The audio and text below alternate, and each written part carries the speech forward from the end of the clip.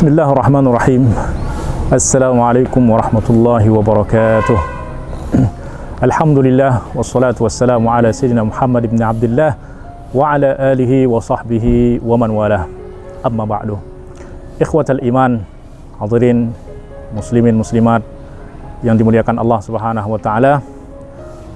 Dalam kehidupan kita tentu kita yakin bahwa segala-galanya Allah Subhanahu wa taala yang telah mengatur, dan bahwa hati kita senantiasa berharap kepada Allah Subhanahu wa taala.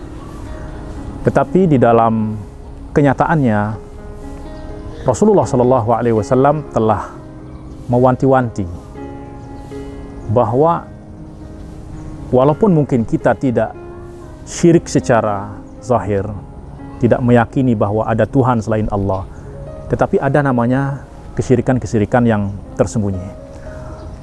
Hal ini pernah disampaikan oleh Rasulullah SAW kepada Sayyidina Abu Bakar radhiyallahu anhu. Qal la syirku fi hadhil ummah akhfa min dabibin namlah. Bahwa kesyirikan di dalam umat ini itu lebih tersembunyi dari langkah-langkah semut hitam, dari semut hitam di gelapnya malam di atas batu yang hitam. Maka sahabat Abu Bakar berkata, wa kaifa nanju minhu ya Rasulullah? Lalu bagaimana kita dapat selamat dari kesirikan-kesirikan tersembunyi tersebut ya Rasulullah? Faqala qul Allahumma inni a'udzubika min an usyrika bika wa ana a'lam wa astaghfiruka lima la a'lam. Bacalah, a'udzubika, aku berlindung kepadamu ya Allah dari kesyirikan yang nyata, dan aku beristighfar memohon ampun kepadamu dari apa yang tidak aku ketahui.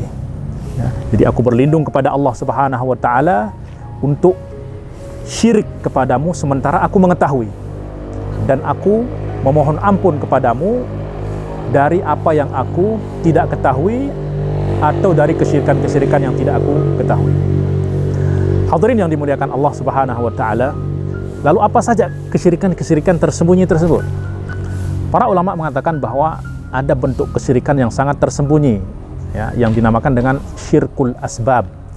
Syirik asbab artinya apa? Kita berkeyakinan bahwa asbab yang kita lakukan, usaha yang kita lakukan, perbuatan yang kita lakukan, itulah yang memberikan kita hasil.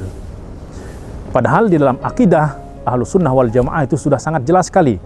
Mereka mengatakan al-i'timadu 'alal asbabi syirkun, bahwa bergantung sepenuhnya kepada asbab, kepada usaha, itu adalah kesyirikan. Kenapa? Kita seakan-akan meyakini bahwa yang memberikan kita manfaat, kebaikan itu adalah apa yang kita lakukan. Dan tentu itu bertentangan dengan akidah, bertentangan dengan tauhid, bahwa segala sesuatu itu datang dari Allah Subhanahu wa taala. Ya. Al-i'timadu 'alal asbabi syirkun wa tarkul asbabi ta'tilun li hikmatillah.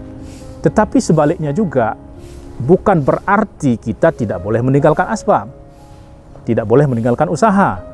Karena meninggalkan usaha itu artinya kita sudah meninggalkan hikmah Allah Subhanahu wa taala.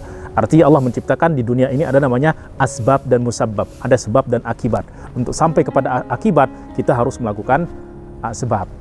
Nah, maka di antara contohnya adalah misalnya kita berkeyakinan bahwa rezeki yang kita dapatkan itu semata karena usaha kita. Artinya semakin besar usaha yang kita lakukan, maka semakin besar nilai yang akan kita dapatkan. Dan ini adalah merupakan suatu kesalahan. Ya, kita harus betul-betul yakin bahwa yang memberikan kita itu adalah Allah, bukan usaha kita.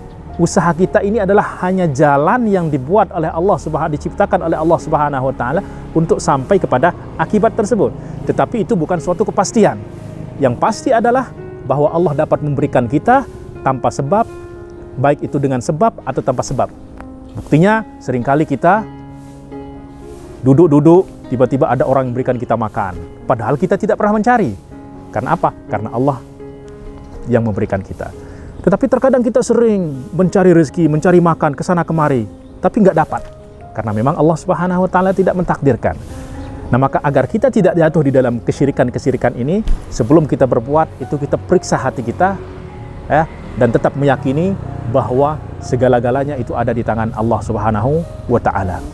Demikian juga seorang istri, karena setiap hari diberikan uang oleh suaminya, seorang anak setiap hari diberi makan oleh orang tuanya, sehingga seakan-akan sang istri meyakini bahwa yang memberikan rezeki itu adalah yang memberikan makan adalah suaminya. Ya, dan sang anak berkeyakinan bahwa yang memberikan makan itu adalah ayahnya. Dan ini adalah juga ada kesyirikan yang tersembunyi. Ya, karena pada hakikatnya yang memberikan kita rezeki itu adalah Allah Subhanahu wa Ta'ala. Nah, maka ada dua jalan untuk kita dapat selamat dari kesyirikan-kesyirikan ini. Yang pertama adalah ilmu. Ya, ilmu apa? Ilmu akidah, ilmu tauhid, ilmu keimanan. Ya, yang mana tauhid ini yang akan menyinari hati kita sehingga jelas siapa yang memberikan kita dan siapa perantara Allah memberikan kita. Ya, memang ketika Allah Subhanahu wa Ta'ala memberikan kita rezeki melalui orang, kita berterima kasih kepada orang tersebut. Kenapa? Karena Allah telah menjadikannya sebagai perantara. Tetapi juga jangan lupa untuk bersyukur kepada Allah dan mengatakan alhamdulillah. Jadi alhamdulillah kita melihat bahwa yang memberi adalah Allah Subhanahu wa Ta'ala, dan terima kasih itu adalah bentuk kesyukuran, bentuk kita melihat bahwa Allah telah menjadikan orang ini sebagai perantara. Baiklah hadirin yang dimuliakan Allah Subhanahu wa Ta'ala, banyak hal yang memang masuk di dalam kesyirikan-kesyirikan yang tersembunyi ini, tetapi cara yang kedua Rasulullah SAW ajarkan tadi, yaitu apa? Senantiasa setiap hari kita berdoa kepada Allah Subhanahu wa Ta'ala dengan doa yang tadi kita sebutkan, Allahumma inni a'udzubika min an usyrika bika wa ana a'lam. Ya Allah, aku berlindung kepadamu untuk aku syirik. Artinya aku berlindung kepadamu agar aku tidak syirik sementara aku mengetahui kesyirikan tersebut. Wa astaghfiruka lima la a'lam, dan aku memohon ampun kepadamu jika aku terjatuh di dalam kesyirikan-kesyirikan yang tidak aku ketahui. Dua cara ini insya Allah kita akan selamat dari kesyirikan-kesyirikan tersembunyi ini yang Rasulullah SAW memang sangat khawatirkan. Ya, khawatirkan. Di antara kesyirikan tersebut adalah riya, ya, ingin mendapatkan popularitas dan lain sebagainya. Ini adalah kesyirikan-kesyirikan yang tersembunyi yang Rasulullah SAW khawatirkan. Baiklah hadirin yang dimuliakan Allah Subhanahu wa Ta'ala, semoga apa yang tadi kita sampaikan dapat bermanfaat, dan semoga Allah Subhanahu wa Ta'ala menjaga hati kita, menjaga keimanan kita, menjaga akidah kita, sehingga kita benar-benar menjadi hamba-hamba yang rabbani. Aqulu qawli hadza, kurang dan lebihnya mohon maaf. Wabillahi taufiq wal hidayah. Wassalamualaikum warahmatullahi wabarakatuh.